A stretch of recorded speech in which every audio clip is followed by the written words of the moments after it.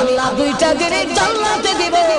এক নম্বর হলো স্বাস্থ্যের কোনো সমস্যা নাই, আর তোমার ডায়াবেটিস থাকবে না, তোমার বহুমূত্র থাকবে দূরের কথা, বেশি বেশি তুমি হিসাব করতা, এটা থাকবে দূরের কথা, তোমার কিন্তু আর মুতই থাকতো না, মুত উঠে যাবে, পায়খানা নাই, সবগুলো হজম হয়ে যাবে, ডেপুট দিলে শেষ হয়ে যাবে, স্বাস্থ্যগত দিক থেকে কোনো দুর্বলতা নাই। আর এমন বউ দেওয়া হবে যারা তোমাকে দেখে মুসা মানে এরকম নয়, আল্লাহ রাব্বুল আলামিন রুচি বদলায় বদলায় বউ দিব। রুচি বদলায় বাগানের ভিতরে যাবে, গিয়া দেখবে বড় আপেল গাছের মধ্যে লটকে রয়েছে, বড়ই হলেও আল্লাহর নবী বলেন এক একটা বড়ই বড় বড় মটকার মতো। মুহাদ্দিসিনে কেরাম বলেন ওই মটকাগুলো দুনিয়ার পাল্লা পাটকিরায় ওজন দিলে 12 মণ ওজনের হবে।